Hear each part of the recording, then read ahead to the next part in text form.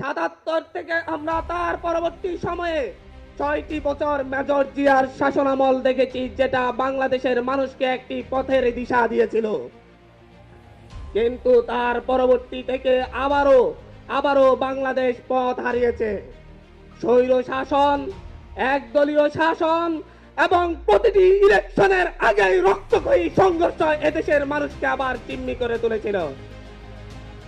বারবার 1990-এর গণঅভ্যুত্থানের পরে গণতন্ত্রের প্রশ্নে যে মীমাংসা হয়েছিল, সেই মীমাংসাকে উপেক্ষা করে প্রতিটি জাতীয় সংসদ নির্বাচনের আগে এদেশের মানুষ এক দল আরেক দলের মুখোমুখি দাঁড়িয়ে সংঘাতে লিপ্ত হতে বাধ্য হয়েছিল। 2007-8 সালের সেনা শাসনের পরে শেখ হাসিনা ভারতের সাথে এবং তৎকালীন মঈনুদ্দিন আহমেদের সাথে চুক্তি করে একটি পাতানো নির্বাচনের মধ্য দিয়ে বাংলাদেশে ফ্যাসিবাদী শাসন ব্যবস্থার ভিত্তিপ্রস্তর নির্মাণ করে।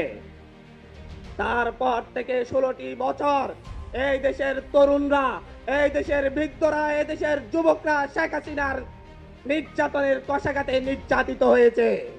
আমরা দেখেছি শেখ হাসিনার হিংসাত্মক মনোভাবের কারণে বেগম জিয়াকে কিভাবে দিনের পর দিন কারাগারে থাকতে হয়েছে। আমরা দেখেছি কিভাবে এদেশের বিরোধী দলীয় নেতা কর্মীদেরকে গুম খুন করা হয়েছে। আমরা দেখেছি শুধুমাত্র বিরোধী মত পোষণের কারণে এদেশের মানুষের উপর এমন নির্যাতন চলে আসছে। তার পরবর্তীতে তারই ধারাবাহিকতায় বাংলাদেশের মানুষ এই মঞ্চে উপবিষ্ট তরুণদের নেতৃত্বকে মেনে নিয়ে শেখ হাসিনার বিরুদ্ধে রাজপথে নেমে একটি সফল গণঅভ্যুত্থান পরিচালনা করে। তার মধ্য দিয়ে শেখ হাসিনা সহ তার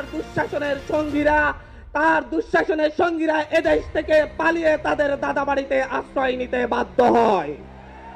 আমরা আজকে এই দেশবাসীর সামনে উপস্থিত হয়ে বলছি, আমরা আমাদের নতুন দলের পক্ষ থেকে কথা দিচ্ছি, আগামীর বাংলাদেশ গণতন্ত্রের বাংলাদেশ হবে। আগামীর বাংলাদেশে তরুণরা নেতৃত্ব দিয়ে চাঁদাবাজ দখলদার মুক্ত বাংলাদেশ কায়েম করবে।